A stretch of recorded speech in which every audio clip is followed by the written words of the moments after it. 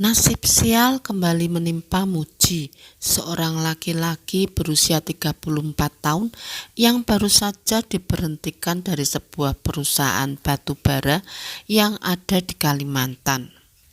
Cerita ini berjudul 1000 Hari Tinggal di Perkampungan Jin. Cerita ini ditulis oleh Om Ras.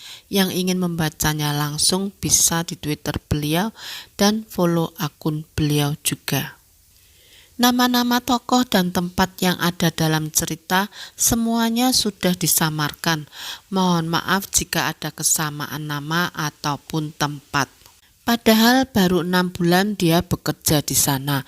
Itu pun dia memohon-mohon kepada kades agar mau menjaminnya supaya dia bisa diterima di perusahaan tersebut.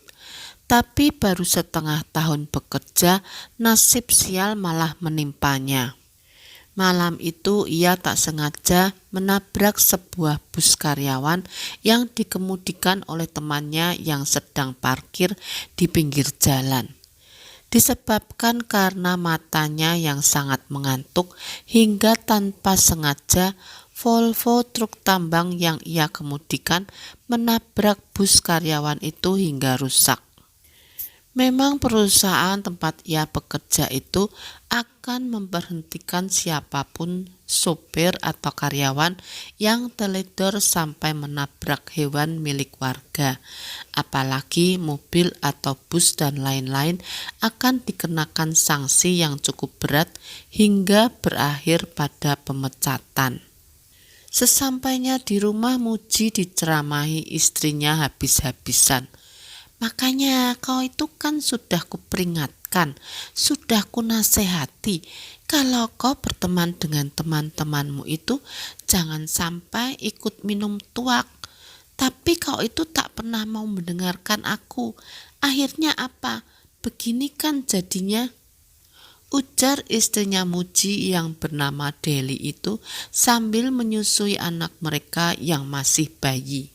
Aku tidak dalam keadaan mabuk malam itu, Del, jawab Muji. Ah, bohong, aku tahu siapa kamu. Sekarang coba kau pikirkan, mau dikasih makan apa aku dan anakmu ini ya, ujar Deli. Yang nada suaranya semakin meninggi saat mendengar pembelaan suaminya tersebut.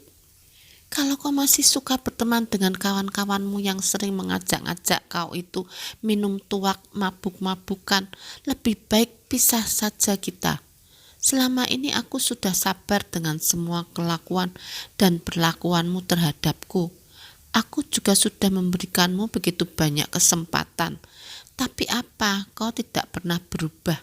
Sampai-sampai anakmu yang masih bayi dan dalam keadaan sakit pun kau tinggalkan demi teman-temanmu itu.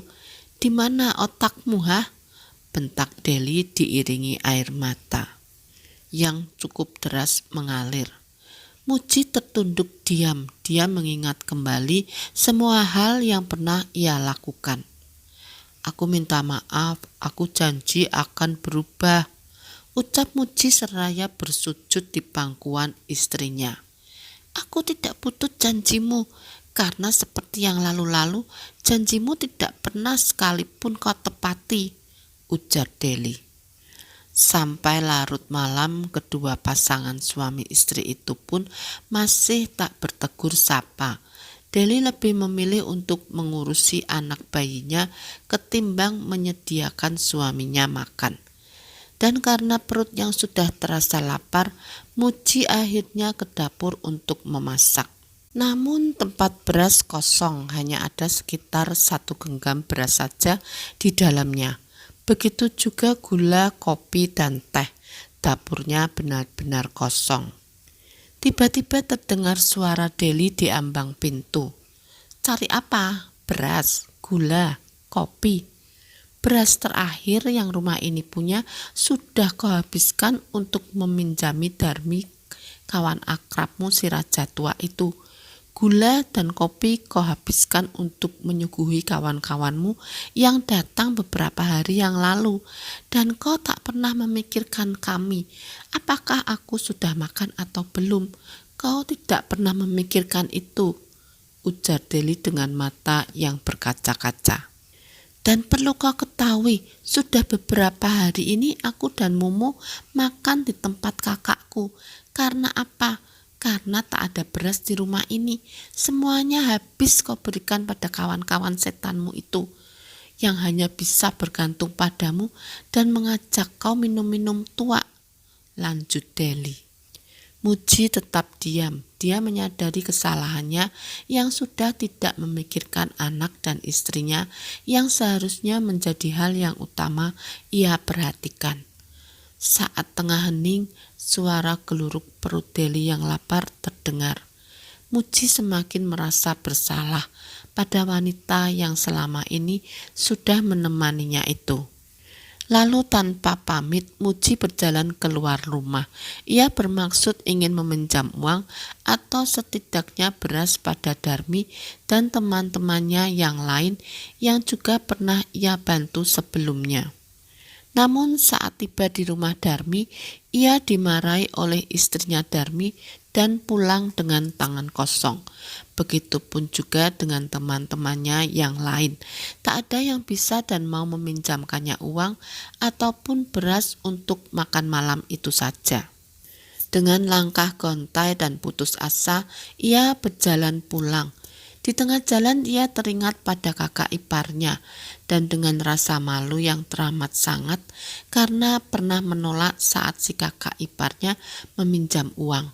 Ia pun pergi ke rumah si kakak ipar untuk hutang beras. Dan sesampainya di rumah kakak iparnya, Muji disambut dengan baik dan ramah. Ia juga diberikan 2 liter beras serta 2 biji telur ayam kampung yang baru saja diambil dari kurungan ayamnya, juga sedikit kopi dan gula. Muji sangat-sangat berterima kasih dan segera pulang untuk memasak. Sesampainya di rumah, Muji melihat Deli yang sudah tidur sambil menyusui anaknya. Kau benar, Del. Selama ini teman-temanku hanya memanfaatkan aku. Di saat aku susah, mereka semua menolak kedatanganku. Aku bersumpah, Del, aku akan menepati semua janjiku padamu yang dulu belum kutepati. Aku akan membahagiakan kalian berdua, Del. Aku janji, batin Muji. Setelah nasi masak dan telur sudah digoreng, Muji mengambil sepiring penuh nasi dan membawanya ke dekat Deli. Pelan-pelan dia membangunkan Deli. Makan dulu ya, kamu pasti lapar, ucap Muji. Awalnya Deli tidak mau. Namun saat mendengar penjelasan suaminya, akhirnya Deli makan dengan disuapi oleh Muji. Keduanya pun kembali akur dan saling menyemangati, juga berjanji akan menjadi lebih baik lagi demi anak mereka. Bersambung ke part 2. Terima kasih yang sudah menonton video ini. Mohon maaf bila ada salah kata. Yang belum subscribe, mohon subscribe, like dan komen agar channel aku terus berkembang.